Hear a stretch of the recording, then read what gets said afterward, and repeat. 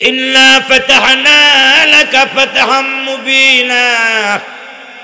হে রাসূল, আমি আল্লাহ আপনাকে মহান বিজয়ের ঘোষণা দিয়ে দিলাম। কি বিজয়? মহান বিজয়। আল্লাহর নবী, বিশ্ব নবী রহমাতুল লিল আলামিন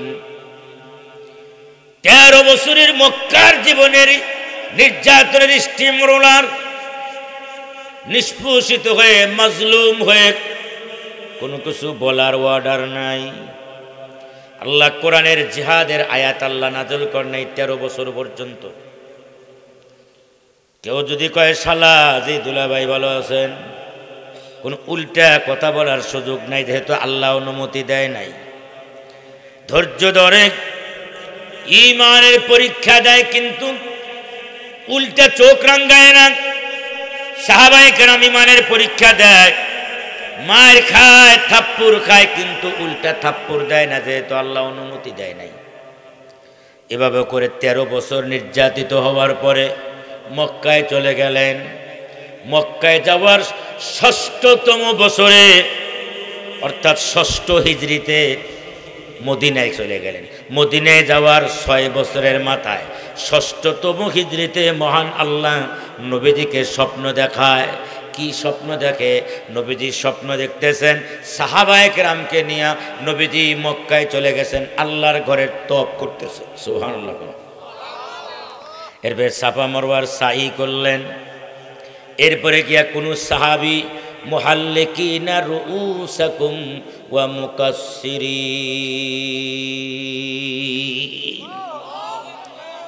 কোরআনের আয়াত শুনে আল্লাহু আকবার বললে মুসলমানদের ঈমানের পাওয়ার বাড়ে না কমে?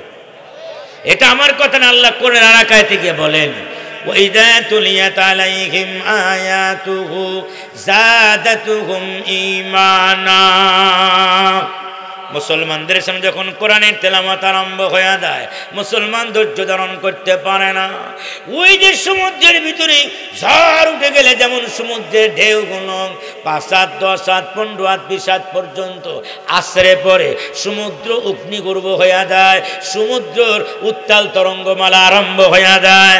আল্লাহ রাব্বুল আলামিন ডাক বলেন, পৃথিবীর মুসলমানেরা রে, মুসলমানের সামনেও যখন কোরআনের তেলাওয়াত আরম্ভ হয়ে যায়, মুসলমান ধৈর্য ধারণ করতে পারে না, তার কলিজার ভিতরে গিয়া কোরআনের আয়াত গিয়া ধাক্কা লাগায়। আর মুসলমান কোরআনের আয়াত বুঝুক আর না বুঝুক, আল্লাহ আল্লাহ আল্লাহ আল্লাহ আল্লাহ আল্লাহ আল্লাহু আকবার আল্লাহু আকবার বলে তারা চিৎকার মারা আরম্ভ করে দেয়। আল্লাহ রাব্বুল আলামিন ডাক দিয়া বলেন, ও হালতে পারার মুসলমানেরা, আমার এক একটা কোরআনের আয়াত তুমি শুনবা আর আল্লাহু আকবার বলে চিৎকার দিবা। আমি তোমার ঈমানের পাওয়ারকে বাড়াইতে বাড়াইতে আর সে আজিমের ভিতরে তোমার ঈমানের বাড়ির জায়গা দিয়া দিব। বুঝা থাকলে কোন ও যদুনাথপুরের মুসলমানরা, আল্লাহর কোরআনের তেলাওয়াত শুনে আল্লাহু আকবার বললে মুসলমানদের ঈমানের স্পিড এবং পাওয়ার বাড়ে না কমে? যারা উত্তর দেয় নাই তারা মনে হয় কোরআন বিশ্বাস করে না। ওগো মালিক, আমি আর একবার যদুনাথপুর মানুষদেরকে সুযোগ দিলাম, কারা কোরআন বিশ্বাস করে কোরআনের পক্ষে জবাব দেয়, সবাই মিলে একটা চিৎকার দিয়ে আওয়াজ দেন।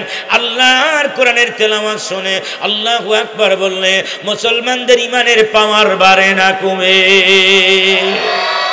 এজন্য আমি যতক্ষণ আলোচনা করব, কোরআনের তেলাওয়াত করব, আর যতক্ষণ আলোচনা করব, এভাবে হাতটা কোরআন দিলে মনে করবেন হুজুরের শক্তি শেষ, এবার যদুনাথপুর হালতে পারার মুসলমানদের শক্তি শুরু। এবার আমাদের আল্লাহু আকবার বলার সময় হয়েছে। চাচা মনে থাকবো তো ইনশাআল্লাহ? হ্যাঁ, এই যুবক হাত কোরআন দিলে মনে করতে হবে এখন সময়, এখন আমাদের সময়, এখন আমরা এখন বক্তা। আল্লাহু আকবার বলার বলতে হবে, মনে থাকবো তো ইনশাআল্লাহ? আল্লাহ তার নবীর স্বপ্ন দেখায়, লাকাদ সাদাকাল্লাহু রাসূলাহুর রুইয়া বিল হক লাতাদখুলুন্নাল মাসজিদাল হারাম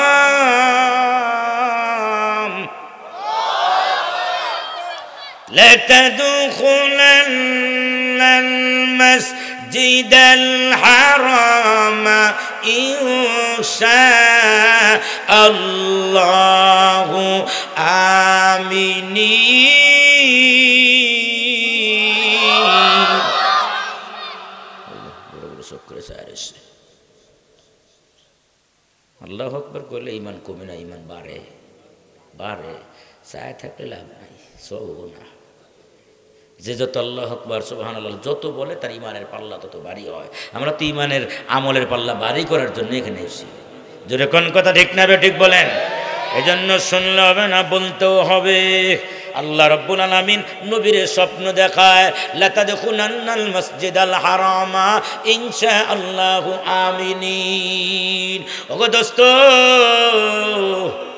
নিরাপদে, কি পদে? নিরাপদে আমি আপনাকে মক্কায় পৌঁছায় দেওয়ার জিম্মাদারি গ্রহণ করলাম। আপনি সাহাবায়ে কেরামকে নিয়ে আপনার খানায় কাবা তওয়াফ করার জন্যে, কতদিন ধরে খানায় কাবা দেখেন না, আপনি চলে যান খানায় কাবা তওয়াফ করার জন্যে, চলে যান তাড়াতাড়ি করে। নবীজি সকালবেলায় সাহাবিদের নিয়ে রওনা করলেন। 1400 সাহাবি। কয়জন? 1400 সাহাবি নিয়ে নবীজি 6 হিজরিতে রওনা করলেন। আপনার মক্কায় যাবেন, খানায় কাবার তওয়াফ করবেন। নবীর মনটা বড় খানায় কাবার জন্য কান্দে, তওয়াফ করার জন্য কান্দে। কারণ নবী যখন হিজরত করার জন্য, যখন দেশ থেকে, যখন পিতা মাতার দেশ থেকে, ভিটা বাড়ি থেকে যখন বিতাড়িত হয়ে মজলুম হয়ে মক্কা থেকে, খানায় কাবার থেকে যখন মদিনায় যান, আমার নবী বারবার মাতৃভূমির ভালোবাসায় আর মায়ায় ফিরে ফিরে মদিনার দিকে যান। আর পিছন দিকে আল্লাহর কাবা দেখে দেখে দুই নয়নে শুধু কান্দে আর চোখের পানি ছাড়ে। আল্লাহ রাব্বুল আলামিন বলেন, ইন্নাল্লাযী ফারাযা আলাইকাল কুরআনা লারাদ্দুকা ইলা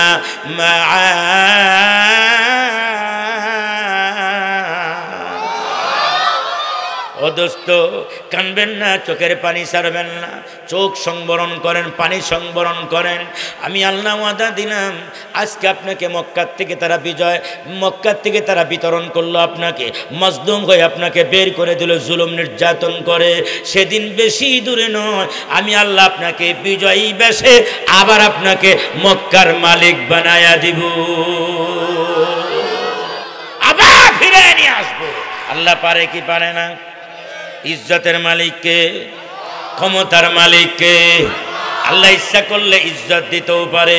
ফাঁসির আসামিরে মাফ করে তারে রাজ সিংহাসনে বসায়, আবার প্রধানমন্ত্রী নিয়ে ফাঁসির আসামে দাঁড় করাইয়া দেয়। আল্লাহ যাকে ইচ্ছা আল্লাহ ইজ্জত এবং সম্মান দেয়, যার ইচ্ছা দিয়া জুতার মালা দিয়া ভিড়াইয়া বিদায় করে, যার ইচ্ছা ইজ্জতের সম্মান দেয়। আবার কেউ কেউ জাঙ্গা পইরা তাড়াতাড়ি আপনার রাষ্ট্র চাইরা অন্য রাষ্ট্র গিয়া লুকায়। কথা ঠিক না? ঠিক কন। শ্রীলঙ্কার প্রধানমন্ত্রী প্রেসিডেন্ট জাঙ্গা পইরা, কাপড় চোপড় জাঙ্গা পইরা খালি গায়ে দৌড়ানো আরম্ভ করছে। জনগণ যখন পার্লামেন্ট দখল করতে গেছে, জাঙ্গা পইরা দৌড়াইতেছে। ইজ্জত কার হাতে? কার হাতে? আল্লাহর হাতে। আল্লাহ তার নবীর স্বপ্ন দেখায়। দোস্ত, চিন্তা করবেন না, সেদিন বেশি দূরে নয়, আমি আপনাকে আবার মক্কায় ফেরত নিয়ে আসবো। সুবহানাল্লাহ। আল্লাহ আনতে পারে কি পারে না? পারে। আবার ফেরত নিয়ে আসবো। নবীজি 1400 সাহাবী নিয়ে রওনা করলেন। হুদাইবিয়ার প্রান্তরে গিয়ে নবীজির উট মুবারক বসে গেল। উট আর সামনে আগায় না, এক কদম উট সামনে আগায় না। আল্লাহর নবী, বিশ্ব নবী রহমাতুল লিল আলামিন 1400 সাহাবী নিয়ে খানায় কাবায় যাবে। আবু জেহেল, উতবা, সাইবা যারা আছে, মক্কার লিডার যারা আছে, আবু সুফিয়ান, তারা জানতে পারলো যে মুহাম্মদ আসতেছে মক্কার ভিতরে। পুরা মক্কার নারী পুরুষ, বেটা বেটি, ছোট বড় সবাই মিলে দাও কুরাল কাস্তে, যার কাছে যা আছে সব নিয়ে বের হয়ে গেল। যে আব্দুল্লাহর পোলা মোহাম্মদ রে একবার আমাদের দেশ থেকে বিতরণ করেছি, তারে আর মক্কায় ঢুকতে দিব না। সব মক্কার চতুর্দিকে আপনার যুদ্ধ করার জন্য প্রস্তুত হয়ে গেল। আল্লাহর নবীও 1400 সাহাবী নিয়ে রওনা করলেন। কিন্তু আপনার যখন রওনা করে দিয়েছেন 1400 সাহাবী নিয়ে, তখন কাফেররা বুঝলো মুসলমানরা যেখানে যায়, মুসলমানদের বিজয় মহান আল্লাহ, তারা একা যুদ্ধ করে না, তাদের সাথে মহান আল্লাহর ফেরেশতারাও যুদ্ধ লিপ্ত হইয়া যায়। মুহাম্মদের ঠেকানোর ক্ষমতা আমাদের নাই। তখন তারা একটা প্রস্তাব নিয়ে আসলো। কি প্রস্তাব? এটা সুলহে হুদাইবিয়া বা একটা সন্ধি করার জন্য তারা আসলো। একটা সন্ধি করি আমরা। সন্ধিটা কি খেয়াল করে শুনেন।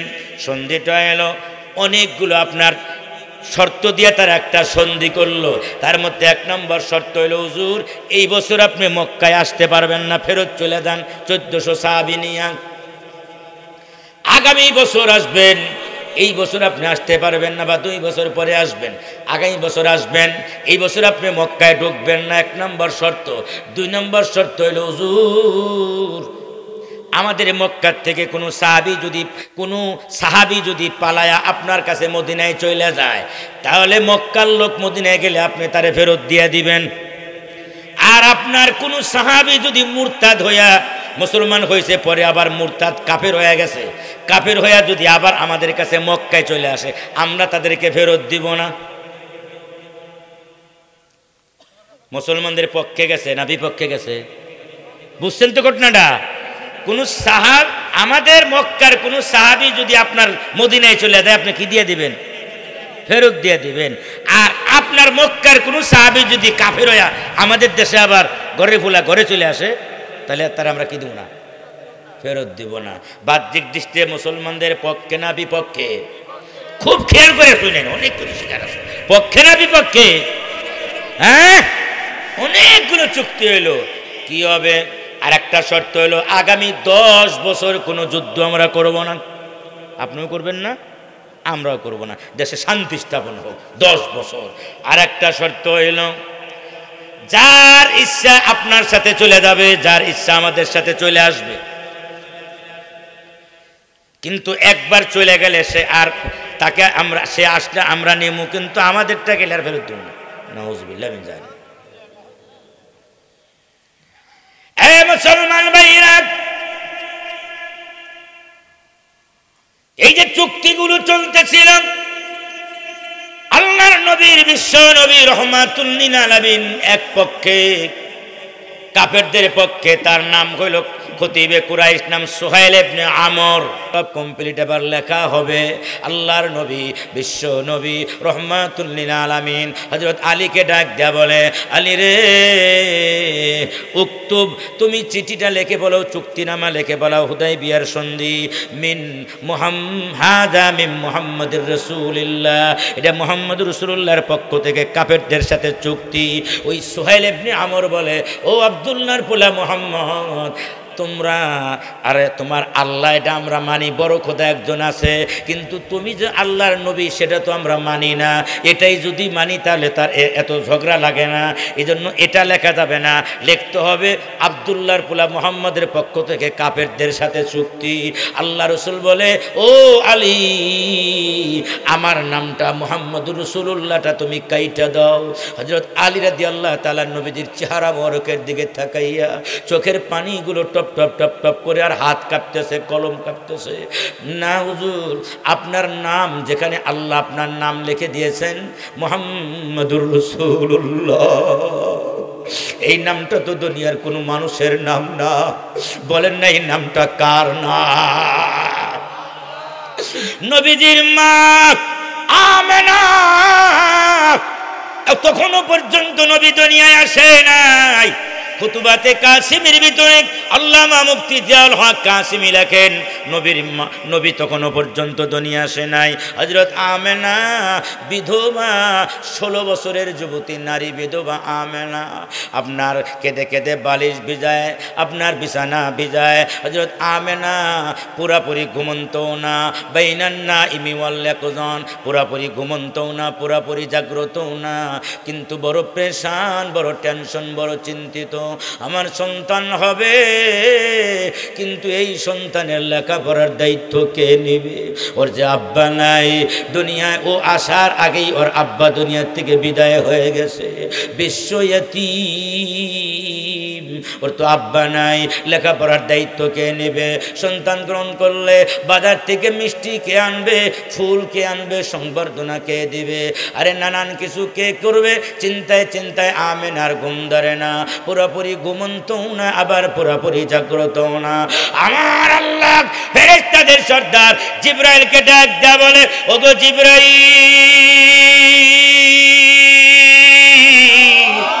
তুমি তোমার নূরের 600 পাখাগুলো গিয়া টান মারো, মুহূর্তের ভিতরে গিয়া আমেনার ঘরের কাছে হাজির হইয়া যাও। আমেনার ঘরের পিছনে গিয়া আমার দোস্তের নাম আমিনার কর্ণকুহরের ভিতরে পৌঁছাইয়া দাও।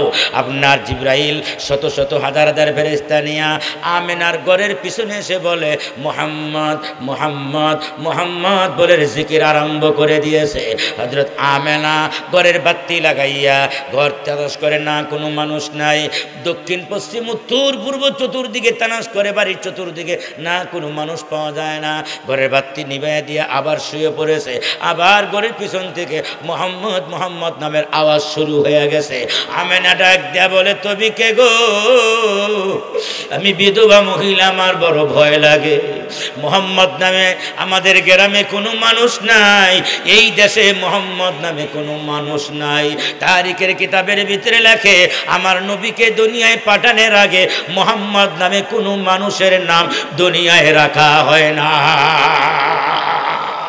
নারায়ে তাকবীর! এটা হলো দুনিয়ার প্রথম নাম মুহাম্মদ। জোরে কন্না আল্লাহু আকবার। আমেনা বারবার নাম শুনে মুহাম্মদ মুহাম্মদ মুহাম্মাদের নাম শুনে নবীজি যখন দুনিয়ায় যখন চলে এসেছেন, তাশরীফ এনেছেন, খাজা আব্দুল মুত্তালিব দৌড়াচ্ছে, মাগো দাও না তোমার সন্তান কোলে দাও। নাম রাখার ব্যাপারে কোনো সিদ্ধান্ত নিয়েছে কিনা? আব্বা, ওগো বাবা, নাম তো আপনি রাখবেন। ওর আব্বা আব্দুল্লাহ বেঁচে থাকলে কত আদর দিত, কত চুমু দিত, কত ভালো ভালো নাম রাখতো। আব্বা হিসাবে এখন বেঁচে আছেন, আপনি নাম রাখবেন, আমি কেন নাম রাখবো? কিন্তু আব্বা, আমি আজ অনেক দিন যাবৎ রাত্রিবেলায় যখন ঘুমাই, কে যেন ঘরের পিছনে মুহাম্মদ মুহাম্মদ নামের জিকির আরম্ভ করে দেয়। বাতি লাগায় মানুষ খুঁজে পাই না।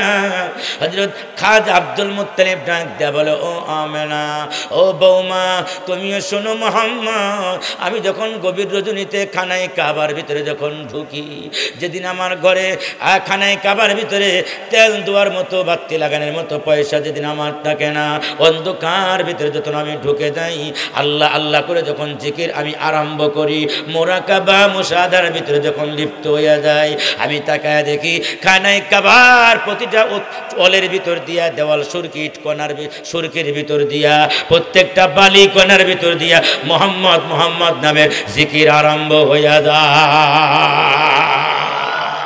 তুমিও শোনো মুহাম্মদ, আমিও শুনি মুহাম্মদ। এই নামটা মনে হয় আল্লাহর অনেক প্রিয় নাম হবে। আসুন আমাদের নাতির নাম আমরা মুহাম্মদ রেখে দেই।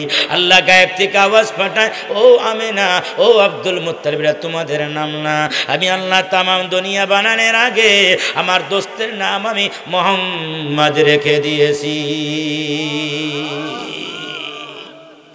হযরত আলী রাদিয়াল্লাহু তাআলা বলেন, ওগো নবীজি, আপনার নাম কেটে দিব, আমি আলীর জীবন চলে গেলে ওটা আমার পক্ষে সম্ভব নয়। দয়াল নবী রহমাতুল লিল আলামিন বলেন, আলী রে, তাহলে তুমি দাও, দেখায়া দাও, আমি নিজে হাতে আমার নামটা মুইসা দেই। সন্ধি হবে হুদাইবিয়ার সন্ধি, নিজের হাতের নামটা নবীজি মুইসা দিলেন।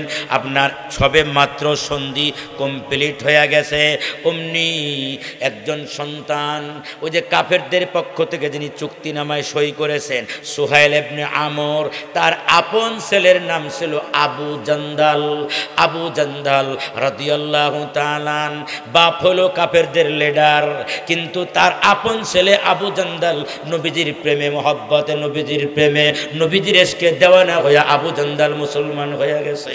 নিজের বাবা আবু জান্দালকে জেলখানার ভিতরে আটকাইছে, ঘরের ভিতরে তালা মারছে, পায়ের ভিতরে শিকল, হাতে শিকল, পায়ে বেরিয়ে দিছে। সকাল বিকাল লোক ভাড়া করছে তারে পিটানের জন্য, আপন ছেলে পিটানের জন্য। মুহাম্মাদের ধর্ম যেন ছেড়ে দেয়, কোন রকমে পালাইয়া আপনার ওই জায়গার ভিতরে যেখানে সন্ধি হইতেছে ওই জায়গার ভিতরে এসে হাজির হয়ে গেছে। ওগো নবীজি, কতদিন যাবত আপনার নূরানি চেহারা আমি আবু জান্দাল দেখি না। আমি আসছি আপনার সাথে যাওয়ার জন্য, আমারে মদিনার ভিতরে আপনি নিয়ে যান। কোন রকমে জেলখানার থেকে পালাইয়া আপনার কাছে আমি হাজির হতে পেরেছি, আল্লাহর শুকর। আল্লাহর নবী তাকাইয়া দেখে আবু জান্দালের শোলে জায়গায় জায়গায় গোস্ত নাই, গোস্ত পুরা দেওয়া,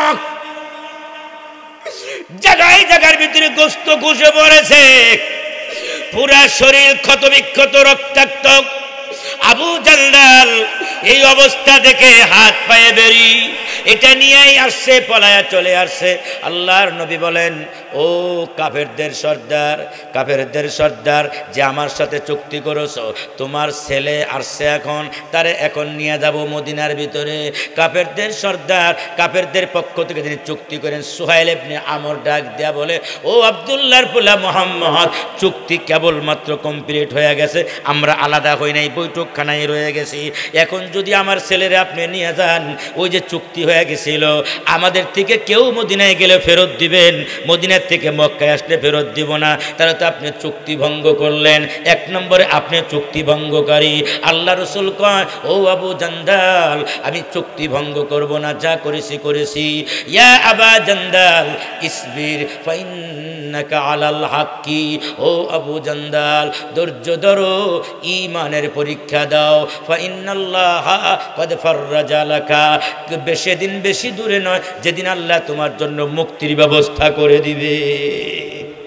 আল্লাহ রসুল যখন আবু জান্দাল তার আপন বাবার সাথে দিয়ে দিল, আবু জান্দাল বারবার চিৎকার করে কান্দে, ওগো নবীজি, ওগো দয়াল নবী, আমি কেমনে এত নির্যাতন সহ্য করব? আপনি আমারে আবার নির্যাতনের লেখে আপনি আপনার মদিনায় চলে যাবেন, আমি কিভাবে সহ্য করব? আল্লাহর নবী আবু জান্দালের কান্না দেখে আল্লাহর নবীও কান্দে, কয় আবু জান্দাল ধৈর্য ধরো, সেদিন বেশি দূর নয়, আল্লাহ তোমার জন্য মুক্তির ব্যবস্থা করে দেবে। আবু জান্দাল নিজের বাবা আবার নিয়ে গিয়া জেলখানার ভিতরে, নিজের বাড়িতে একটা ঘরের ভিতরে বন্দি কইরা দুইজন দারোয়ান নিয়োজিত করছেন তাকে পাহারা দেওয়ার জন্যে। ঘর ভেঙ্গে যেন কোনোভাবেই মদিনায় যাইতে না পারে। সকাল বিকাল তারে পিটায়, কিন্তু পিটাইলে কি হবে?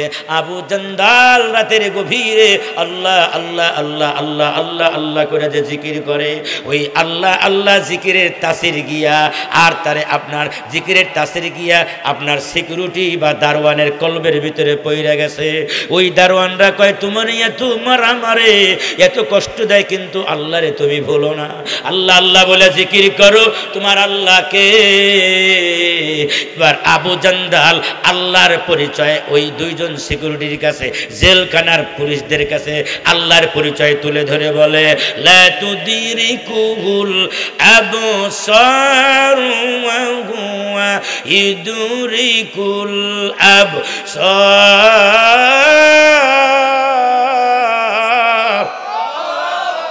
আমার আল্লাহ হলেন তিনি, পৃথিবীর কোন চোখ আমার আল্লাহর চোখরে দেখতে পারে না, এই ক্ষমতা নাই, কিন্তু আমার আল্লাহ দিন রাত 24 ঘন্টা রহমতের নজর দিয়া পৃথিবীর সব মখলুকের চোখের দিকে রহমতের নজর দিয়া তাকায়া রয়েছে। বান্দা কখন বিপদে পড়ে যাবে, কিন্তু তিনি হলেন আমার আল্লাহ, দিনে রাতে সবসময় আমার দিকে যিনি তাকায় রয়েছেন। বলে আরো পরিচয় দাও, আল্লাহু লা ইলাহা ইল্লা হুয়াল হাইয়ুল কাইয়্যুম লা তাখুযুহু সিনাতুন ওয়ালা নাওম।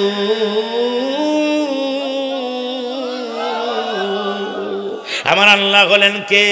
বলে আল হাইয়ুল কাইয়্যুম, যিনি হলেন চিরঞ্জীব, যার কোনো মরণ নাই। আল কাইয়্যুম, যিনি হলেন সম্ভালনেওয়ালা, রক্ষণাবেক্ষণকারী। হাদিস শরীফের ভিতরে আছে কাল কসআ, কাল জাফনা। কসআ মানে হলো প্লেট, সুবহানাল্লাহ কোন, প্লেটের ভিতরে যেমন খাবার যেখানে ইচ্ছা সেখান থেকে খেতে পারি, যেখানে ইচ্ছা সেখান থেকে নষ্ট করতে পারি। আল্লাহর নবী ডাক দেয়া বলে, উম্মতেরা রে, এই পুরা পৃথিবীটা আল্লাহর কাছে একটা প্লেটের মতো। আরো আস্তে করে বলুন সুবহানাল্লাহ। আল্লাহ রাব্বুল আলামিন যা ইচ্ছা হেফাজত করতে পারেন, যার ইচ্ছা ধ্বংস করে দিতে পারেন। পুরা পৃথিবীটা আল্লাহর হাতের মুঠায়। আল্লাহ ঘুমায় না, আল্লাহ জীবনেও নাই, তন্দ্রার অভাব নাই। তিনি হলেন আমার আল্লাহ। জেলখানার ভিতর থেকে তিনি তাবলীগের কাজ আরম্ভ করলেন। সুবহানাল্লাহ। জেলখানা, কয়েদখানা, এটা আপনার মারকাজখানা তৈরি হয়ে গেছে, এটা তাবলীগের মারকাজ হয়ে গেছে। ওইখান থেকে বারবার আল্লাহর পরিচয় দেয় আর জিকির করে। এবার বারবার আল্লাহর পরিচয় শুনতে শুনতে ওই জেলখানার দুইজন দারোয়ান ওই যে আপনার আবু জান্দালের কাছে কালমা পড়ে মুসলমান হয়ে গেছে। এবারে গভীর রজনীতে আবু জান্দাল যখন লা ইলাহা ইল্লাল্লাহ, জোরে লা ইলাহা, মুখ ফাঁক করে লা ইলাহা, আবু জান্দালের সাথে ওই যে নতুন দুইজন দারোয়ান, দুই পুলিশ দাঁড়ে বানাইছে পাহারা দেওয়ার জন্য। ওরাও আবু জান্দালের সাথে কয় লা ইলাহা, ও লা ইলাহা, লা ইলাহা ইল্লাল্লাহু মুহাম্মাদুর রাসূলুল্লাহ সাল্লাল্লাহু আলাইহি ওয়াসাল্লাম। এবার আপনারা কোন বিপদ বাড়ছে না কমছে? একজন আটকাইছে যেন মুসলমানের সংখ্যা যেন না বাড়ে, ইসলামরে কিভাবে দাবায়া দেওয়া যায়। একজন আটকাইছে, যারে যেই দুজনরে পাহারা দেওয়ার জন্য দিছে সেই দুইজনে মুসলমান হইয়া এবার কালমাওয়ালার সংখ্যা কয়জন? জোরে কোন। এবার মালিকে সোহাইল ইবনে আমর খবর পায়া, কিরে এত জিকির আওয়াজকে একদিন গোপনে গেতে হেরাও তালে তালে লা ইলাহা, কিরে বেতন দিয়ে পালে কি কালমা পড়ার জন্য? এই দুইটারে ঢুকেছে ভিতরে। কটা হইল এখন? তিনটা। আবার নতুন দুইজন আনছে। এবার আপনার ওই তিনজন মিলা গভীর রজনীতে যখন জিকির করে আর আল্লাহর পরিচয় যখন তুলে, যখন জেলখানা তাবলীগের মারকাজ খানা বানায় দিছে, আবার যখন পরিচয় তুলে দেয়, কয়েকদিনের ভিতরে ওই দুইজনে মুসলমান হয়ে গেছে। হাদিস শরীফের ভিতরে পাওয়া যায় এভাবে তাদের পাহারা দেওয়ার জন্য যত লোক নিয়োজিত করে তত লোকরে দাওয়াত দেয়। এভাবে এক আবু জান্দাল জেলখানায় 200 জন লোকরে মুসলমান বানাইছে। এজন্য মুসলমান যেখানে যাবে সেখানেই দাওয়াতের কাজ। সুবহানাল্লাহ। আমরা তো মনে করি খালি এই গাঠটি নিয়ে বের হলেই মনে হয় দাওয়াতের কাজ, তবলিগ হয় না। তবলিগ শুধু এটার নাম না, আপনি যেখানে আছেন সেখানেই তবলিগ করে। নামাজে যাইতেছেন আর একজনকে কইলেন ভাই লন যাই নামাজে যাই, এটা একটা তবলিগ। যেরকম কথা ঠিক না ঠিক বলেন। বাসে যাইতেছেন, ঢাকায় যাবেন, পাশের সিটে বসছেন, জিন্দিগিতে দেখা হয় নাই, ভাইজান নাম কি, ছেলে মেয়ে কয়জন, খাতির লাগান, আস্তে আস্তে কন, নামাজ টামাজ পড়েন কিনা, কয়েক তো পড়েন, রোজা রাখেন কিনা, এভাবে তার দিনের দাওয়াত দেন, এটাও একটা তবলিগ। যেরকম কথা ঠিক না ঠিক বলেন। যিনি মাদ্রাসায় পড়ায় সেও তবলিগ করে, যিনি আজান দেয় সেও তবলিগ করে, হক্কানি পীর যিনি তিনিও তবলিগ করে। তবলিগ শুধু গাঠটি বুকসা নিয়ে বের হলেই না, জোরে জোরে কোন কথা ঠিক না বেটি। যেখানে আছেন সেখান থেকে আরেকজনরে বুঝান, এটার নামই হলো তবলিগ। আরেকজনের কাছে দিনের দাওয়াত পৌঁছায়া দেওয়া।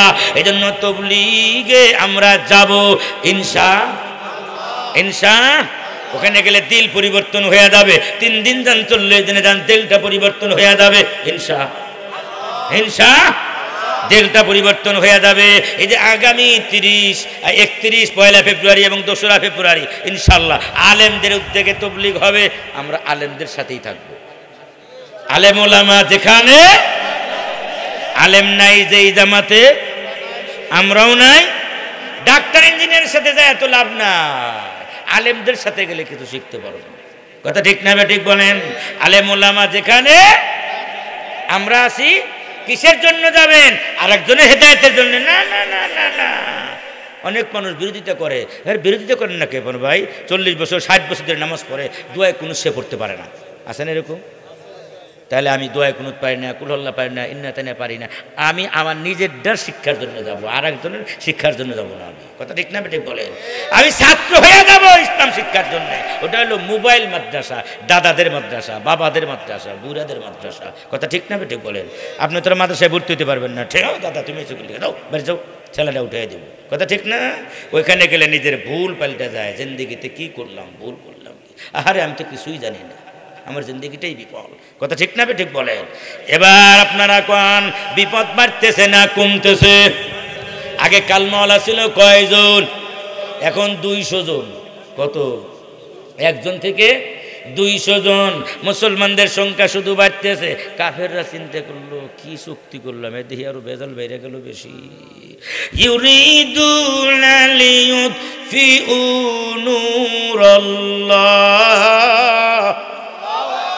বিআফওয়াহিহিম আল্লাহু মুতিম্মু নূরিহি ওয়ালাউ কারিহাল কাফিরুন। কাফেররা যতই চায় ইসলামের বাতি বন্ধ করে দেবে, নিভাইয়া দিবে, ইসলামের বাতি তত দপ করে জ্বলে ওঠে। যেরকম কথা ঠিক না ঠিক বলেন? একদিক দিয়া আমেরিকা, আপনার বিভিন্ন অস্ট্রেলিয়া, জাপান, ব্রিটেন, একদিক দিয়ে আপনার মুসলমান দেশে বোমা মারে, আর তাদের নিজের দেশেই আবার দলে দলে হাজার হাজার মানুষ মুসলমান হইয়া যায়। যেরকম কথা ঠিক না বেঠি? শত শত মসজিদ হইতেছে, গির্জা কিনে কিনে মুসলমানরা মসজিদ বানাইতেছে, শত শত মাদ্রাসা হয়ে যাইতেছে। মারহাবা। ওরা একদিক দিয়ে মারে, আর একদিক দিয়ে তাদের দেশে আল্লাহ দিনের বাতি জ্বালায় দেয়। দিনের বাতি জ্বালানোর দায়িত্ব গ্রহণ কে করেছে? আল্লাহ যদি কোনো দিনের বাতি গ্রহণ, ইসলামের বাতি যদি আল্লাহ জ্বালাইতে চায়, পুরা দুনিয়ার মানুষ মিলে ইসলামের বাতি বন্ধ করতে পারবে? আরো জোরে কোন? পারবে না। এই জন্য কাফেররা এখন চিন্তা করলো কিভাবে এই হুদাইবিয়ার সন্ধি থেকে কিভাবে বাইর হয়ে আসা যায়। ওই যে খালি লোক সংখ্যা বাড়তেছে। এই দিক দিয়ে ঘটনা আর একটা ঘটে গেছে। হাদিস শরীফ আছে, বুখারী শরীফের হাদিসে, আর একজন সাহাবী, নাম হলো আবু বশির রাদিয়াল্লাহু তাআলা। নাম কি? আবু বশির রাদিয়াল্লাহু তাআলা মক্কা থেকে পালায়া চলে গেছে মদিনায়। কোথায় গেছে? মদিনায় চলে গেছে নবীজির কাছে। বুখারী শরীফের হাদিস আছে, আবু বশির রাদিয়াল্লাহু তাআলা যখন মদিনায় চলে গেলেন, সাহাবীদের সাথে মিলে গেলেন। মক্কার কাফেররা, লিডাররা খবর পাইয়া তারা চলে গেল। ওই যে দুজন লোক পাঠিয়ে দিছে, মদিনায় পাঠিয়ে নবীজির কাছে, হুজুর চুক্তি ছিল, আপনি কি দিয়ে দিবেন? ফেরত দিয়ে দিবেন। এই যে মুসলমান একজন গেছে গা মদিনায়, আপনি তারা ফেরত দিয়ে দেন। আবু বশির রে আমাদের দূতের সাথে ফেরত পাঠাইয়া দিয়েন। যখন দুজন দূত গিয়া নবীরে বলল আবু বশির আসছে মক্কার থেকে আপনার দেশে, তারা ফেরত দিয়ে দেন, ওদেরকে আমাদের দেশে নিয়ে যাব। তখন রসুল আবু বশিরে ডাক দিয়ে বলো, আবু বশির চুক্তি করে ফেলেছি, আমি আমানতের খেয়ানত করব না, চুক্তি ভঙ্গ করব না আমার পক্ষ থেকে। কাছেই তুমি ওদের সাথে চলে যাও, ইনশাল্লাহ আল্লাহ তোমাকে খুব তাড়াতাড়ি করে ইসলামের। সুবহানাল্লাহ। আরো জোরে কন্যা আল্লাহু আকবার। মুসলমান কারো চোখ রাঙ্গানি ভয় পায় না, হক কথা বলবেই বলবে। জোরে কোন কথা ঠিক না ঠিক বলেন? ওইখান থেকে একা একাই বড় টাকার সেজে গেছে, বাসা তো লাগবো, জানতো খামু কি পাহাড়ের ভিতরে, ওরা হিনতে যাইবো আর সব মাল রেখে দিব, রেখে দেয়। এখন এইভাবে এই আবু বশিরের খবর যখন পাইছে, মক্কার অন্য অন্য মুসলমান যারা ছিল ওদের আন্ডারে, কাফেরদের আন্ডারে, তারাও খবর পায়া আপনার সাহস বেড়ে গেছে। ওরাও কোনো রকম পলায় পলায় পলায় পলায় একজন দুজন করে করে গিয়ে আবু বশিরের দলে ভর্তি হয়। মদিনায় গেলে তো আবার ফেরত নিয়ে আবু কাফেররা, মদিনায় না গিয়া, নবীর কাছে না গিয়া কোন দলে ভর্তি হয়? আবু বশিরের দলে গিয়া ভর্তি হয়। এই তোর দলে আইছি, মক্কায় থাকবো না, মদিনায়ও যাবো না, এই তোর দলে ভর্তি কর।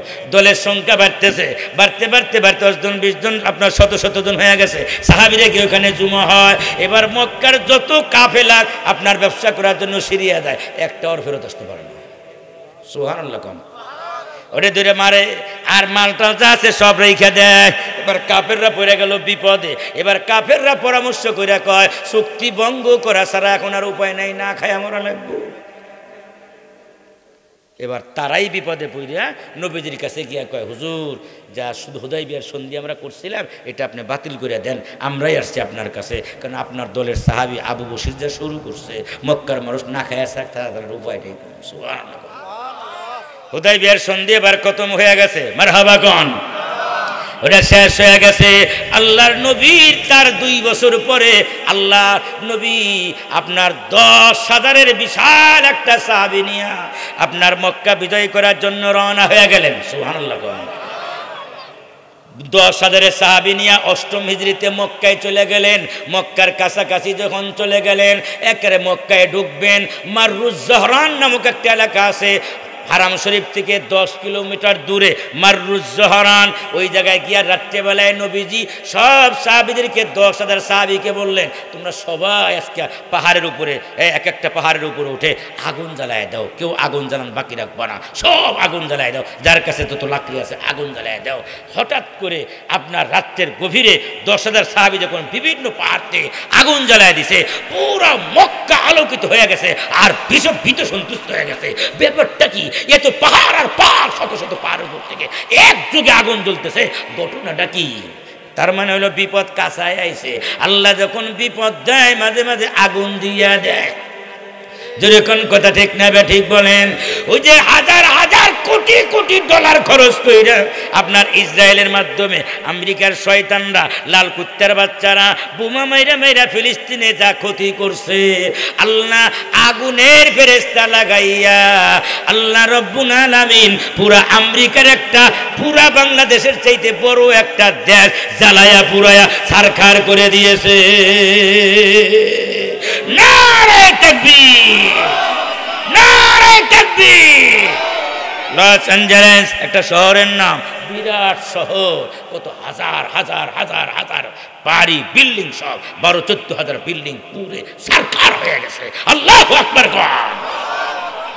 আল্লাহর ক্ষমতা, আল্লাহর মার দুনিয়ার, আল্লাহর মার দুনিয়ার। মুসলমান, আল্লাহর নবী 10,000 সাহাবী নিয়ে খানায় কাবার কাছে চলে গেলেন, বিনা বাধায় চলে গেলেন।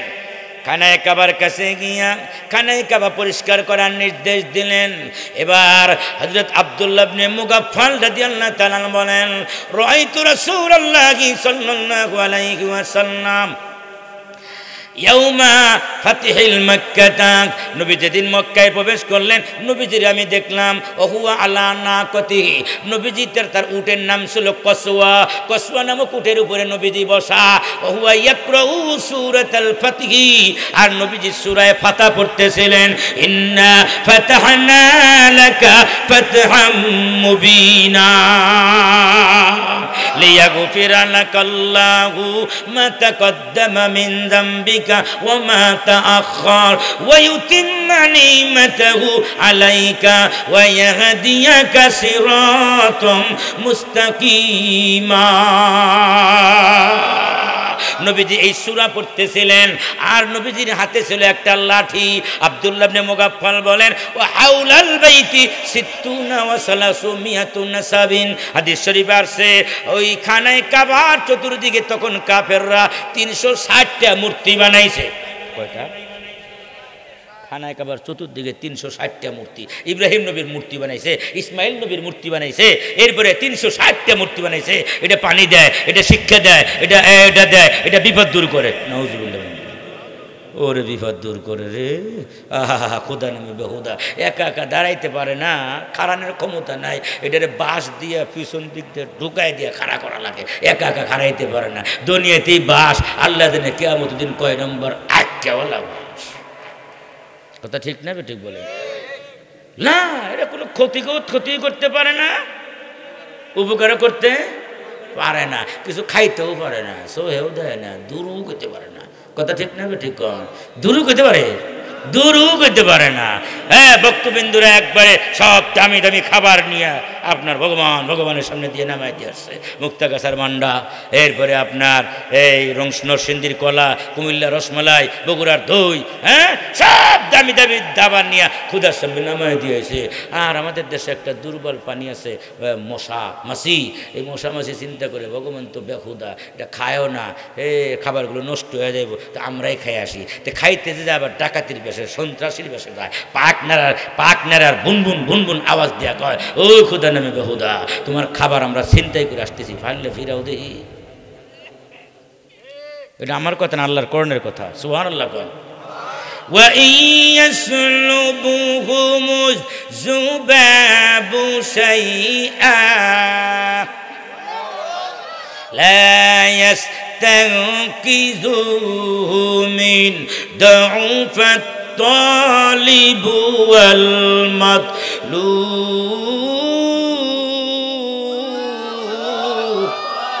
আল্লাহ কয় যারা পূজা করে এরাও দুর্বল, যাদের পূজা করে ভগবান ওরাও দুর্বল, ওরা দুরূহ হইতে পারে না। কথা ঠিক না ঠিক বলে? একটা ঘটনা, বড় মজার ঘটনা, লম্বা হয়ে গেছে কবু। বুখারী শরীফের হাদিস, এক সাহাবী, তখন সাহাবী হয় নাই, কাফের। এই কাফের যেখানে যায় বাবা ভগবানরে এত ভালোবাসে, মুতপের যায় ওখানেও ভগবান, হ্যাঁ বাজারে যায় ভগবান, বাপ্তীয় শুনে বাড়িতে যায় সেখানে ভগবান, সব জায়গায় ভগবান, কান্দের উপর তো ভগবান মানায় না।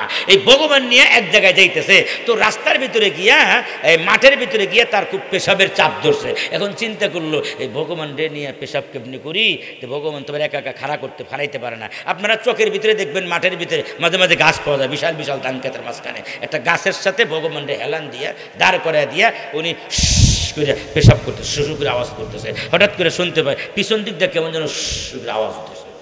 আমাদের দেশের একটা প্রাণী আছে, উনি আবার এই এক জায়গায় পেশাব করতে পারে না, জায়গায় জায়গায় পেশাব করে। এখানে 150 টাকা, ওখানে 100 টাকা, ওখানে 150 টাকা, জায়গায় জায়গায় করে। আবার বসে বসে করতে পারে না, খাড়ায় খাড়ায় করে। আবার খাড়ায় খাড়ায় করে তো এক পা উঁচা করে করে। বলেন তো দিকে এই প্রাণীটার নাম কি? মিস্টার ডক সাহেব। কি সাহেব? এবার পা উঁচা করে। কুকুর বালেগ হয় কখন জানেন? কুকুর যতক্ষণ পর্যন্ত বালেগ না হয়, পূর্ণবয়স্ক না হয়, ততক্ষণ পর্যন্ত 2 পা নিচে করে পেশাব করে। এটা যখন বালেগ হয় তখন 1 পা উঁচা করে। কয় পা উঁচা করে? 1 পা উঁচা করে। এই ডক সাহেবও ওখান দিয়ে আবার যায়। উনি তো উঁচা জায়গা ছাড়া পেশাব ধরে না ওনার। উনি হঠাৎ করে দেয় উঁচা কে যিনি আবার খাড়া রয়েছে রে, আর দেরি নেই, পাওটা উঁচা করে ভগবানের মুখ বরাবর মারছে। হাদিস মিয়া, বুখারী শরীফের হাদিস। উনি শুশু করে আওয়াজ করতেছে, পিছনে শুশু করে আওয়াজ হয়, কি রে কি হলো রে? তাড়াতাড়ি করে পেশাব শেষ করে দিয়ে আইসা দেখে ভগবানের পুরো শরীর একবারে ভিজা টিজা। ও আজকে মনে হয় আমার রহমতের পানি নাজিল হয়ে গেছে, ভগবানের ইবাদত কবুল হয়ে গেছে। হ্যাঁ, সাথে সাথে ভগবানকে কোলে নিয়ে একবারে নাকটা খালি ভগবানের কাছে আনছে। দুর্গন্ধ রে! এমন রাগ হইছে, রাগ হওয়ার সাথে সাথে ভগবানের এক হাত ধরছে, এক পাও ধরছে, দৌড়ে মারছে এক আছাড়। এমন খোদার খোদা, বান্দায় ধরে খোদারে আছাড় মারে, এরকম খোদার ইবাদত মুসলমানরা করে না। বান্দায় খোদারে ধরে আছাড় মারে, নাউজুবিল্লাহ। আছাড় মারছে তো মারছে, একদিকের হাত ভাঙছে, একদিকের পাও ভাঙছে, উল্টা দিকে আর কি। কি কোন দিকে? উল্টা দিকে হাত পা ভেঙে গেছে। এইটা নিয়ে নবীর দরবারে দৌড়। হুজুর এখনই কালমা পড়ান, মুসলমান বানান, এক মুহূর্ত দেরি করবো না, আমার এক কালমা পড়ান। নবীজি ভগবানের দিকে একবার তাকায়, আবার কাফেরের দিকে তাকায়। কিও তোমার ভগবানের দিকে হাত নাই? কি হয়েছে? পাও নাই একটা? কি হয়েছে? কই আগে হুজুর পরে কম, আগে মুসলমান বানান। নবী কয় না, আগে কই এলো তারপরে মুসলমান বানাবো। তখন কয় হুজুর একদিন মনে করতাম এটা হলো ছোটো খোদা, ছোটো খোদা। এই যে এমপির কাছে যাইতে হলে ডাইরেক্ট যাওয়া যায় না, পেঁয়াজ মিয়াজ ধরতে হয়। পেঁয়াজ বুঝছেন তো? পেঁয়াজ আর কি, পেঁয়াজের দাম বেশি, নেতার চেয়ে চামচের দাম বেশি। কথা ঠিক না বে ঠিক বলেন? আরও জোরে কোন কথা ঠিক না বে ঠিক বলেন? তো আমরা মনে করতাম বড় খোদা একজন আছে, হাসরের ময়দানে বড় খোদার কাছ থেকে আমরা ডাইরেক্ট যাইতে পারবো বা বাঁচতে পারবো। এই জন্য এগুলো ছোটো খোদা আমা করে, এই ছোটো খোদা যেন বড় খোদার কাছ থেকে হাসরের ময়দানে আমাকে বাঁচায় দেয়। এখন দিয়ে যে খোদা নামে বেহুদা কুত্তা হিসেব মুখের মধ্যে ঢুকাই দিয়ে পেশাব করলো, ও একটু দুরু করতে পারলো না। যে দুরু করতে পারে না, নিজেরে নিজে ইবাদত করতে পারে না, এই বেহুদা কিয়ামতের দিন আমার আল্লাহর কাছ থেকে বাঁচাইতে পারে না। চিৎকার দিয়ে এখন কথা ঠিক না বেশি? নবীজি কয় পড়ো লা ইলাহা ও লা ইলাহা লা ইলাহা ইল্লাল্লাহু মুহাম্মাদুর রাসূলুল্লাহ সাল্লাল্লাহু আলাইহি ওয়াসাল্লাম। আপনাদের মনে কষ্ট হইতেছে? মোনাজাত দেবুন আর একটু কমু, আর একটু কমু, কমু, জোরে কোন মারহাবা, আরো জোরে কোন মারহাবা। আরো মজা পরে আসতেছে, যারা যাইবো তারা কয় থাই খাইলাম না, কালকে কব না থাই খেয়ে আসলে ভালো হইতো। জোরে কন্যা আল্লাহু আকবার। মুসলমান ভাইরা আমার, ও আপনার যদুনাথপুরের মুসলমানেরা, এবার নবীজি হাতের ভিতরে লাঠি আর ওই যে 360টা মূর্তি মনে আছে তো, এবার লাঠি দিয়ে একটা করে ইশারা দেয় আর কয় কুল জা আল হক ওয়া জাহাকাল বাতিল ইন্নাল বাতিলা কানা যাহুকা। নবী বাড়ি দেয় না, কি দেয়, খালি লাঠি দিয়ে খালি ইশারা দেয় আর একটা করে আয়াত পড়ে আর এক একটা ভগবান কায়তে ভরে হুতায় পড়ে। আল্লাহু আকবার কর না, এমনি হুতায় পড়তেছে, কোনো ঝড় নাই, বৃষ্টি নাই, ভূমিকম্প নাই, কিন্তু ভাঙ্গিয়া কি হয়ে গেছে, মাথা নিচে করে ঘুরে গেছে, হুতায় পড়তেছে, কিচ্ছু নেই। মারহাবা কোন আরো যেরকম মারহাবা, সব হুতায় পড়ছে। বড় খোদা একটা আছে, বড় খোদা, হুবল হুবল বড় খোদা, ওটা একবারে এখানে একেবারে উপর পর্যন্ত নিয়ে গেছে, অনেক উপরে। নবী হযরত আলীরে কইলেন, এ আলী, এত উপরের আমি যাইতে পারব না, তুই এক কাম কর, এটারে শায়েস্তা তুই করে হয়। সুবহানাল্লাহ কর। বড় খোদারে শায়েস্তা করার জন্য আলী উপরে উঠে গেল। সুবহানাল্লাহ কর। কান্দের মধ্যে গিয়ে ফাড়া দিলেন, এমন খোদার খুদা বান্দায় গিয়া খুদার কান্দে ফাড়া দিয়া যাইতে ধরে, ওরে খুদা বেহুদা। কথা ঠিক না ঠিক বলে? নিজের বানানো জিনিস আমার সৃষ্টিকর্তা হতে পারে না, ওটা আমি বানাইলাম খের দিয়া, হ্যাঁ, তারপরে মাটি দিয়া, বাঁশ দিয়া, লোহা দিয়া, পিতল দিয়া, স্বর্ণ দিয়া, নিজে হাতে দ্বারে বানাইলাম, সে আবার আমার খোদা হয় কেউ? খোদা হলে তো আমি ওর খোদা, আমি বানাইছি না, তাহলে আমি খোদা হম। মাথায় কি একবারে আক্কল টাক্কল নাই, যেটা এবার কেমনি খোদা হইলো? আমি ওরে বানাইলাম, তাহলে আমি ওর খোদা, ও আমার খোদা হয় কেমনি? কথা ঠিক না বেঠিক বলেন? ও মুসলমান ভাইরা, খোদা মুদা সব শেষ। মুসলমানদের সাথে কোনো মূর্তি পূজার সম্পর্ক নাই, পূজায় মুসলমানরা যাইতে পারে না। কথা ঠিক না বেঠিক বলেন? ইব্রাহিম পয়গম্বরের মূর্তি ছিল, ওটাও নবী ভাঙলেন। ইসমাইল পয়গম্বরের মূর্তি ছিলেন, ওটাও নবী ভাঙ্গিয়া ফেলাইলেন, সব ভাঙলেন।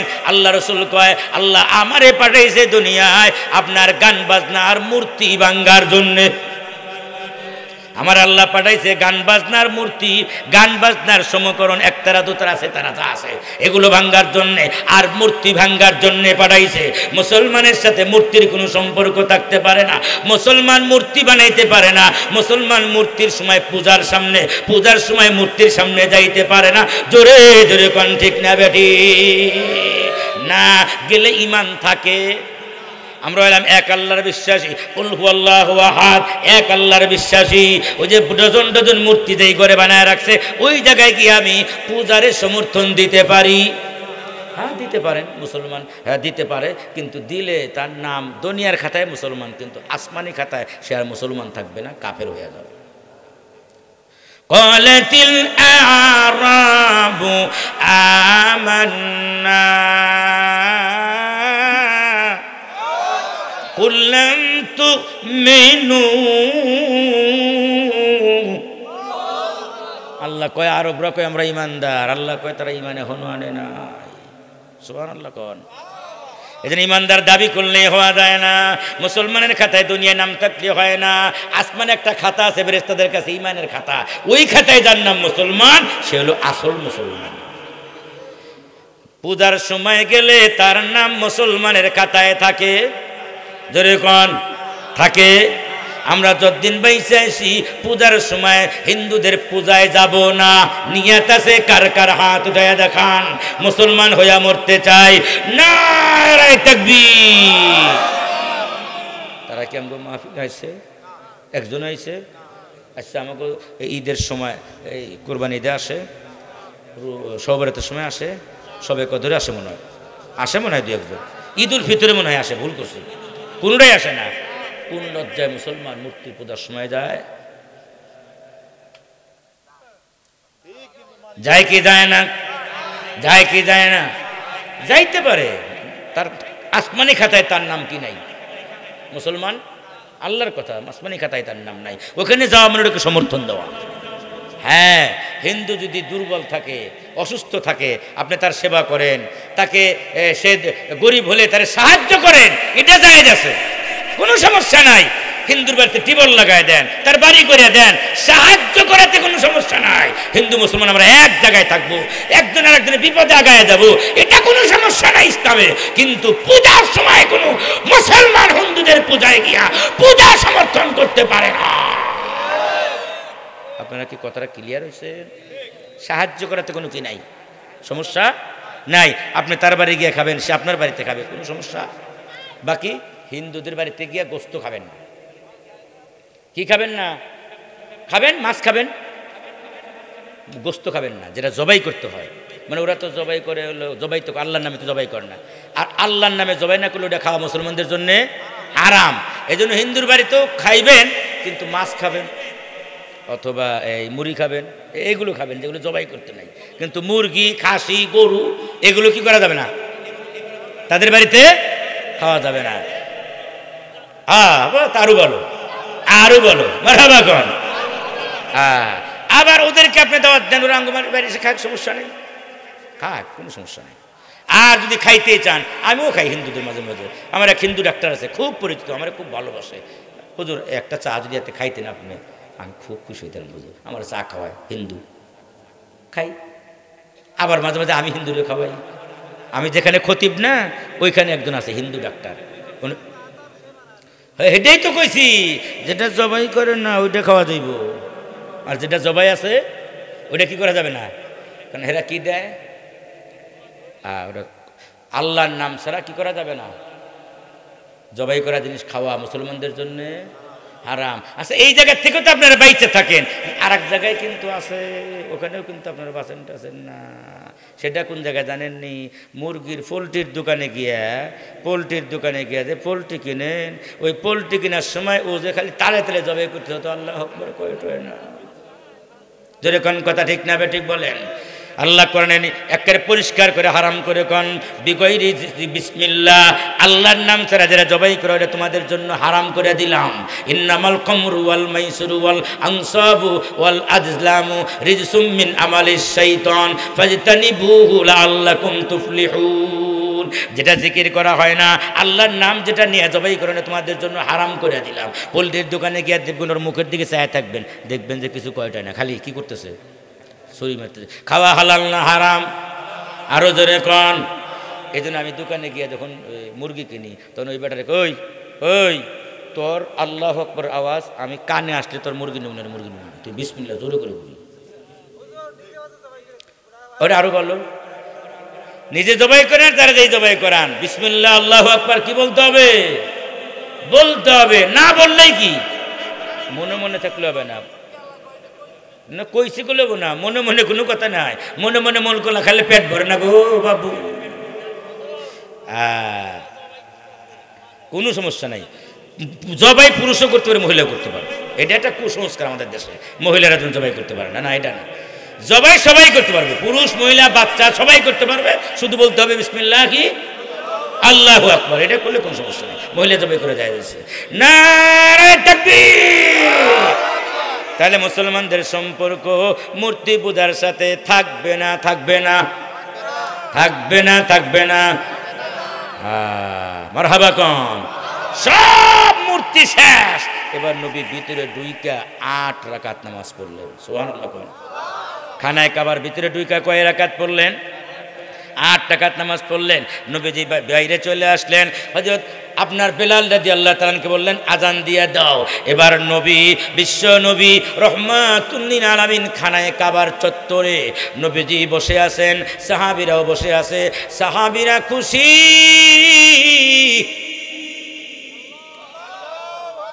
সাহাবীরা খুশিতে বাকবাক হয়ে গেছে খানায় কাবার চত্বরে।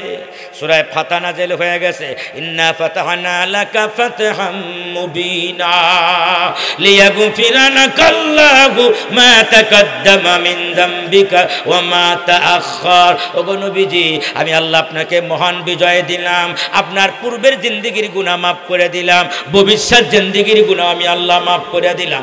আপনার কোনো গুনাহ নাই, আপনারা আমি আল্লাহ মাসুম বানায়া দুনিয়ায় পাঠাইলাম। নবীদের কোনো গুনাহ নবীরা হয় মাসুম, তারা কোনো গুনাহ করে না, গুনার দিকে তাদের মনই যায় না। যদি কোন কথা ঠিক না বে ঠিক বলেন। লিয়াগফিরা লাকাল্লাহু মা তাকাদ্দামা মিন যামবিকা ওয়া মা তাআখার ওয়া ইতিম্মা নি'মাতাহু আলাইকা ওয়া ইয়াহদিয়াকা সিরাতাম মুস্তাকিমা।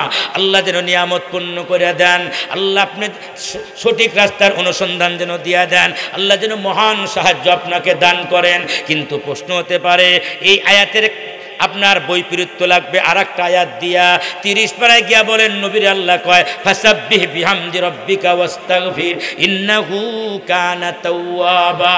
ও নবী, এখন আপনি বেশি বেশি তাসবিহ তাহলিল পাঠ করেন। মরণের আগে আল্লাহ এই আয়াত নাযিল করলেন, বেশি বেশি তাসবিহ তাহলিল পাঠ করেন, আর বেশি বেশি আপনি ইস্তেগফার পাঠ করেন। কি পাঠ করেন? ইস্তেগফার পাঠ করেন। তাহলে আল্লাহ নবীরে তওবা করতে কইছে, তাহলে নিশ্চয় গুনাহ আছে। গুনাহ ছাড়া নবী কেন তওবা করবে? তওবা করতে কইছে না, নবীদের কোনো গুনাহ নাই। নবীদেরকে বানায় জান্নাতের মাটি বেশি, দুনিয়ার মাটি কম। জান্নাতের মাটি হলো নাজাফাত, পরিষ্কার, লাতাফাত, সূক্ষ্ম, নূরওয়ালা। এটা আপনার গুনার দিকে যায় না। আমাদেরকে বানায় দুনিয়ার মাটি বেশি, জান্নাতের মাটি কম। কিন্তু গুনাহ করতে আমাদের মজা লাগে। তাহলে আল্লাহ যে কইল নবী আপনি তওবা করেন, কেন কইল আয় আস্তাগফিরলি উম্মতিকা। ও নবী, আপনি ইস্তেগফার পাঠ করবেন, আর আপনার ইস্তেগফার আপনার উম্মতের ইস্তেগফার হয়ে যাবে। আপনি তওবা করবেন, আপনার উম্মতের তওবা হয়ে যাবে। কেমনে বুঝাবো? আপনার ছেলে আপনার করছে, অন্যায় করছে, বা নাতি অন্যায় করছে, বিচারে বসে গেছে, 10টা জুতার বাড়ি দেওয়া হবে। এখন বাবা দাঁড়ায় কয়, এই আমি আমার ছেলের পক্ষ থেকে মাফ চাই, 10টা জুতার বাড়ি ছেলের গালে আমি বাইচা থাকলে, বাপ থাকা অবস্থায় ছেলের কপালে জুতার বাড়ি পড়লে আমার মান ইজ্জত থাকে না, তো 10টা জুতার বাড়ি আমারে দিয়ে দেন, আমি মাফ চাই। অন্যায় করে ছেলে মাফ চায় বাপে, অন্যায় করে নাতি মাফ চায় দাদা। জোরে কোন কথা ঠিক না বে ঠিক কোন? আল্লাহ কয় ফাসাব্বিহ বিহামদি রাব্বিকা ওয়াস্তাগফির। ও দোস্ত, আপনি তওবা করবেন, আপনার তওবা আপনার গুনার জন্য না, আপনার তো কোনো গুনাহই নাই। সুবহানাল্লাহ কোন? আপনার তওবা আপনার উম্মতের তওবা হয়ে যাবে। আল্লাহর নবীর সূরা, এই সূরা নাযিল করলেন 50 দিন পর্যন্ত নবীজি জীবিত ছিলেন। এই সূরাটা আয়াতটা নাযিল হওয়ার পরে যে মক্কা বিজয় হয়ে গেছে, নবীজি খুশি, সাহাবীরাও খুশি। কিন্তু একজন সাহাবী, বুড়া সাহাবী, খানায় কাবার চত্বরে গড়ায়া গড়ায়া কান্দে। হযরত ওমর রাদিয়াল্লাহু তাআলা দৌড়ায় আসেন। যে বুড়া সাহাবী কান্দে, ওই সাহাবীর নাম আবু বকর সিদ্দিক রাদিয়াল্লাহু তাআলা। আবু বকররে ডাক দেয়া বলে, আবু বকর কেন কান্দো? মক্কা বিজয় হয়ে গেছে, দলে দলে লোক মুসলমান হইতেছে। আজ মক্কা বিজয় হয়েছে, কালকে আর এক দেশ বিজয় করব, পরশু আর এক দেশ বিজয় করব, মুসলমানদের পদতলে আসবে সারা পৃথিবী, এটা খুশির সংবাদ, তুমি কেন কান্দো? হযরত আবু বকর সিদ্দিক রাদিয়াল্লাহু তাআলা বলেন, ওমর রে, আল্লাহ তোমারে যে জ্ঞান দিয়েছেন আমারে দেয় নাই, আমারে যা দিয়েছে তোমারে দেয় নাই। আল্লাহ মক্কা বিজয় করে দিয়েছে, মহান সাহায্য নাযিল করেছে। এর মানে হইল সেদিন বেশি দূরে নয়, যেদিন আল্লাহর নবী, বিশ্ব নবী রহমাতুল লিল আলামিনকে আল্লাহ উঠায়া নিয়ে আমাদেরকে ইতিম বানায়া দিবে। যদি আমরা এতিম হইয়া যাই, নবী যদি দুনিয়ার থেকে বিদায় হইয়া যায়, মক্কা বিজয় হয়ে গেছে মানে ইসলাম কমপ্লিট হয়ে গেছে, এখন নবী আর বেশি দিন দুনিয়ায় থাকবে না। নবী যদি চইলা যায়, আমরা যদি এতিম হইয়া যাই, মক্কা বিজয় দিয়ে আমি আবু বকরের কি লাভ হবে? এই মক্কার চাইতে আমি আমার নবীর চেহারা বেশি ভালোবাসি, আমি নবীর চেহারার দিকে তাকায় থাকতে বেশি ভালোবাসি। হাদিস শরীফের ভিতরে আছে, আল্লাহর নবী 50 দিন পরেই ভয়াবহ অসুস্থ হয়ে গেলেন। এমন অসুস্থ, প্রচণ্ড জ্বর, ঠান্ডা, প্রচণ্ড জ্বর এবং ঠান্ডা, মাথা ব্যথা। নবীজি ডান কাত থেকে বাম কাতে যেতে পারে না, বাম কাত থেকে ডান কাতে যেতে পারে না, এমন ভয়াবহ অবস্থা। নবীজি বারবার হুশ আসে, আবার বেহুশ হইয়া যায়। আল্লাহর নবী আম্মা জান হযরত আয়েশা সিদ্দিকা রাদিয়াল্লাহু তাআলা আনহাকে বলেন, ওগো আয়েশা, একটু ঠান্ডা পানি দাও না। ঠান্ডা পানির ভিতরে নবীজি হাত ডুবায়, গালে লাগায়, ঠোঁটে লাগায়, কপালে লাগায়। আম্মা জান আয়েশা সিদ্দিকা কাঁদলে, ওগো নবীজি, আপনার যদি মৃত্যুর সময় এই অবস্থা হয় তো আমাদের কি অবস্থা হবে? আপনি ঠান্ডা পানি কোনো জায়গায় জায়গায় লাগান। আম্মা জান আয়েশা সিদ্দিকা রাদিয়াল্লাহু তাআলা আনহা বলেন, পৃথিবীর মানুষেরা রে, একটা লম্বা চাদর দিয়া নবীরে ঢেকে দিয়েছি। হঠাৎ করে দেখি দয়াল নবী উম্মতের কান্ডারি রহমাতুল লিল আলামিন চাদরের ভিতর থেকে উত্তর দক্ষিণ হয়ে নবীজি শুয়ে পড়েছেন। চাদরের ভিতর থেকে নবীজি হাত গোটায় পাও গোটায় আবার লম্বা করে, বারবার হাত পাও গোটায় আবার লম্বা করে। আম্মা জান আয়েশা বলেন, পৃথিবীর মানুষেরা রে, আমি মনে করলাম মাসুম নবী কোনো চাদরের ভিতর থেকে এমন করে যার কোনো গুনাহ নাই, কবলান নবুয়া বাদান নবুয়া সব গুনাহ আল্লাহ মাফ করে দিয়েছে, উনি কেন এমন করে? আম্মা জান আয়েশা সিদ্দিকা বলেন, আমি চাদর টান মারলাম, চাদর টান দিয়া দেখি নবীজির মাথা মোবারক থেকে নিয়ে পা মোবারক পর্যন্ত এমন কোনো পশম নাই যেই পশমের গোড়ায় দিয়া দয়াল নবীজির গাম বের হয় না। মৃত্যুর আগে নবীজি প্রচন্ড গাম বের হইতেছে, পশমের গুড়ায় গুড়ায় দিয়ে নবীজির গাম বের হয়। একটু মনটা নরম করে দেন, চোখটা বন্ধ করে দেন, মাথাটা নিচু নিচের দিকে করে দেন। মনটা নরম করে মাথাটা নিচু করে চোখটা বন্ধ করে দেন। আল্লাহর ভয়ে নবীর মহব্বতে এক ফোঁটা চোখের পানি যদি আমার আসতে পারে, নাকের ডোগায় আসার আগে আমার জিন্দেগির গুনাহ আল্লাহ মাফ করে দিবে, আমি মাসুম হইয়া যাব। সবাই মনটা নরম করেন, মাথাটা নিচের দিকে দেন, জমিনের দিকে, চক্ষুটা বন্ধ করেন। আল্লাহর নবী ঘামতেছেন প্রচন্ড। আম্মা জান আয়েশা সিদ্দিকা কান্দে, হযরত ফাতেমা কান্দে, হাসান হুসাইন কান্দে। হযরত ফাতেমা রাদিয়াল্লাহু তাআলা আনহা বলে, আব্বা গো, আপনার যদি মৃত্যুর সেই অবস্থা হয় তো আমাদের কি অবস্থা হবে?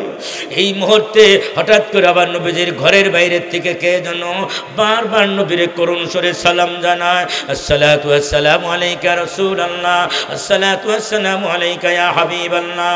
আল্লাহর নবী গো, বারবার নবীরে করুণ সুরে সালাম জানায়। আল্লাহর নবী তার কলেজার টুকরা জান্নাতের প্রধানমন্ত্রী হযরত ফাতেমাকে ডাক দেয়া বলে, মাগো কে যেন আমারে করুণ সুরে সালাম জানায়। মুসাফির যেন আসছে, বিপদে পড়ে মনে হয় আমার কাছে আসছে, ঘরের দরজা খুলে দাও, একটু কথা বলার সুযোগ দাও। হযরত ফাতেমা রাদিয়াল্লাহু তাআলা আনহা বলেন, আব্বা গো না, মুসাফির বিদায় হয়ে যাক, আপনি একবার সুস্থ হন আবার বেহুশ হয়ে যান, একবার হুশ আসে, আপনি আগে সুস্থ হন তারপরে মুসাফির দেখা করবে। কিন্তু মুসাফির এমন মুসাফির দয়াল নবীজির সাথে বিদায় না দেখা না করে বিদায় হবে না, বারবার করুণ সুরে নবীরে সালাম জানায়। আল্লাহর নবী ডাক দেয়া বলে, মাগো এই মুসাফির আমাদের এলাকার মুসাফির না, বহু দূরের মুসাফির, কণ্ঠ যেন আমার কাছে কেমন কেমন লাগে রে মা, যা একটু ঘরের দরজাটা খুলে দে, দেখা না করে মনে হয় বিদায় হবে না। হযরত ফাতেমা রাদিয়াল্লাহু তাআলা আনহা দৌড়ে গিয়া ঘরের দরজার খিলটা টান মারছে, সামান্য পাক করে বাইরের দিকে তাকাইয়া একটা চিৎকার দিয়া নবীজির কাছে এসে পড়ে গিয়া বলে, আব্বা গো না না না, আমি জিন্দেগীর জন্য ঘরের দরজা লাগাইয়া দিলাম, আর কোনোদিন ঘরের দরজা খুলবো না। জীবনে কত ভয়ঙ্কর আকৃতি দেখলাম, কত বিশ্রী চেহারা দেখলাম, ও বাবা এত বিশ্রী চেহারা ভয়ঙ্কর আকৃতির মানুষ আমি আমার জিন্দেগিতে দেখি নাই। আব্বা গো, আমাদের ঘরের বাইরে এমন একজন ভয়ঙ্কর মানুষ দাঁড়ায় রয়েছে, যার পা জমিনে লাইগা গেছে, মাথা গিয়ে আসমানে ঠেইকা গেছে, পুরো শরীরটা কালো কাপড় দিয়া ঢাকা, শরীরের প্রতিটা পশমের গুঁড়া দিয়ে আগুন বের হইতেছে, চোখ দুটা মনে হয় আগুনের ফুয়ারা এবং পাহাড়। ওগো আব্বা, আমার বড় ভয় লাগে, এই লোকটা মনে হয় আপনারে নেওয়ার জন্য এসে আমার ইয়াতিম বানাইতে চায়। আব্বা গো না না না, আমি ইয়াতিম হইলে কার বাড়িতে গিয়ে আমি একটু চেহারা দেখাবো? আমার মা, আমি ফাতেমার বয়স যখন মাত্র 10 বছর, আমার মা খাদিজাতুল কুবরা দুনিয়া থেকে বিদায় হয়ে গেছে।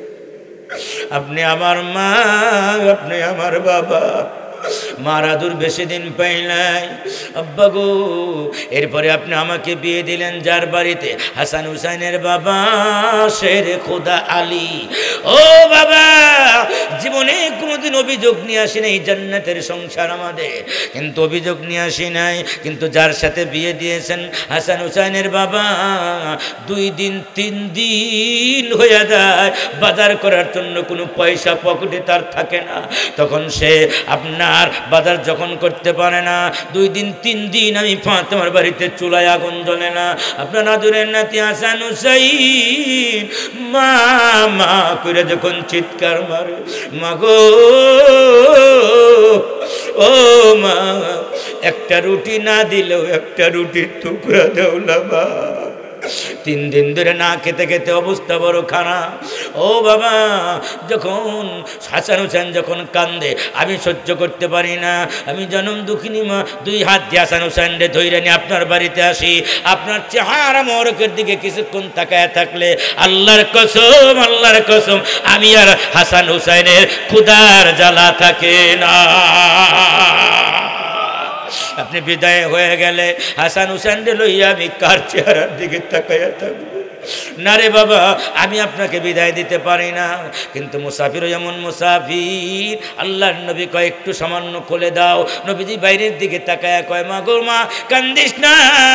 ইনি এমন একজন মানুষ যিনি ঘরের ভিতরেও ঢুকতে পারে, ঘরের দরজা লাগানো থাকলেও ঢুকতে পারে, মাটির নিচেও ঢুকতে পারে, পানির নিচেও ঢুকতে পারে, আগুনের ভিতরেও ঢুকতে পারে, আসমানেও যাইতে পারে, তারও ফেরানো যায় না। মা হাযা ইল্লা মালাকুল মাউত, ইনি আর কাউর না, ইনি হলেন মালাকুল মাউত। যেন আটকানো যায় না, আসতে দাও। ঘরের দরজা খুলে দেওয়া হয়েছে। আল্লাহর নবী বাইরের দিকে তাকাইছে, কিন্তু আজরাইল ঘরে ঢুকে না, বারবার সালাম দেয়। আল্লাহর নবী কয়, কি হয়েছে, আসো না কেন? আজরাইল বলে, ওগো নবীজি, আদম থেকে ঈসা নবী পর্যন্ত কোন নবীর কাছে যাইতে আমি আজরাইলের পারমিশন প্রয়োজন পড়ে না, কিন্তু আল্লাহ বলেছেন আমার দোস্তের কাছে অনুমতি ছাড়া যাওয়া তোমার জন্য আমি আল্লাহ হারাম করে দিলাম। আল্লাহ নবীরে কত ভালোবাসে, কেন ভালোবাসে? আল্লাহ তার নামের সাথে মিলায়া আল্লাহ নবীর নামটা আল্লাহর নামের সাথে মিলায়া বানিয়েছে। সুবহানাল্লাহ, সুবহানাল্লাহ। আল্লাহর নাম হলো রব্বুল আলামিন, নবীর নাম রাখছে রহমাতুল লিল আলামিন। রব্বুল আলামিনের ভিতরে গুনে গুনে দেখবেন অক্ষর আছে এই আপনার 12টা, আবার রহমাতুল লিল আলামিনের ভিতরে দেখবেন অক্ষর আছে 12টা। 12 কত হইল? 24। আবার লা ইলাহা ইল্লাল্লাহ কালেমার প্রথম অংশ অক্ষর আছে 12টা, কালেমার দ্বিতীয় অংশ মুহাম্মদুর রাসূলুল্লাহ, ওখানেও অক্ষর আছে 12টা। সুবহানাল্লাহ। 12 কত হইল? 24। আল্লাহ কয়, মারে ভাত জানো না, কালমা আমি 24 অক্ষর দিয়ে আমি আল্লাহ কালমা বানাইলাম। কেন বানাইলাম? কালমার ভিতরে 24 অক্ষর, জানো নি? 24 অক্ষর দিয়ে দিন রাতের ঘন্টা আমি বানাইলাম 24। 23 ঘন্টাও না, 25 ঘন্টাও না, 24 ঘন্টা বানাইলাম। কেন বানাইলাম জানো নি? আমার নামের 12 অক্ষর, দোস্তের নামের 12 অক্ষর, 24 অক্ষর দিয়া 24 ঘন্টা বানাইলাম। 24 ঘন্টা আমি আল্লাহ আমার রহমতের নজর দিয়া তোমার দিকে তাকাইয়া থাকি। কখন তুমি আমার দিকে হাত বাড়াইয়া দিবে, আমি তোমার দিকে চাই থাকি। আমি আর আমার দোস্ত তোমার দিকে তাকায় রইছি, কখন তুমি হাত বাড়াইবা, আমার দোস্তের উসিলা দিয়া মাপ চাইবা, আর আমি আল্লাহ তোমার জিন্দেগির গুনাহ মাফ করে দিব। আবার আল্লাহ পাকের ইসমে জাত হলো আল্লাহু। কি নাম? আল্লাহু। আল্লাহু আলিফ, আল্লাহর আসল নাম আল্লাহ। আল্লাহ লিখতে 4টা অক্ষর লাগে। কয়টা অক্ষর লাগে? জোরে বলেন না, কয়টা অক্ষর? 4টা অক্ষর লাগে। আলিফ লাম লাম হা। কয়টা হলো? 4টা। আল্লাহ কয়, দুনিয়ার মানুষ তাফসীরে রুহুল বয়ানে আল্লামা ইসমাইল হাক্কি আল বারুসি লিখেছেন, আমার বানানো কথা না, তাফসীরে রুহুল বয়ানে আছে। আল্লামা ইসমাইল হাক্কি বলেন যে আল্লাহ তার নামের সাথে মিলাইয়া তার দোস্তের নামও 4 অক্ষর দিয়ে বানিয়েছে। দোস্তের নাম হলো মুহাম্মদ। নাম কি? মুহাম্মদ। মিম হা মিম দাল। কয়টা হলো? 4 4 কত হইলো? 8।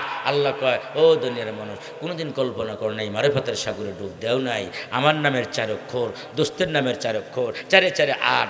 8টা অক্ষর দিয়ে আমি আল্লাহ মুসলমানদের জন্য 8টা জান্নাত বানাইলাম। মুসলমানদের জান্নাতের সংখ্যা কত? 9টা না 7টা? 8টা। আর জাহান্নাম হইল 7টা। 8টা জান্নাত কেন বানাইলো? ওই যে আল্লাহর নামের 4 অক্ষর আর নবীর নামের 4 4 8, 8টা অক্ষর দিয়ে আল্লাহ 8টা জান্নাত বানিয়েছে। আরো জোরে করেন না সুবহানাল্লাহ। ইন্না ফাতাহনা লাকা ফাতহাম মুবিনা। এই জন্য আপনাদের কষ্ট হয়ে যাবে, রাত 12টা 20 বেজে গেছে, আর চাই না ইনশাআল্লাহ। সবাই নামাজের হালাতে বসে করেন আত্তাহিয়াতু। আত্তাহিয়াতুর হালাতে দোয়া করলে দোয়া কবুল হওয়ার সম্ভাবনা বেশি। সবভাবেই দোয়া করা যায়, দোয়া কবুল হওয়ার সম্ভাবনা বেশি থাকে। দোয়া করার কিছু সুন্নত আছে। দোয়া করার সুন্নত হইলেও দোয়ার আগে দরুদ শরীফ পড়া, তাহলে দোয়া কবুল হওয়ার সম্ভাবনা বেশি। নামাজের হালাতে দোয়া করা, এই হালাতে দোয়া কবুল হওয়ার সম্ভাবনা বেশি।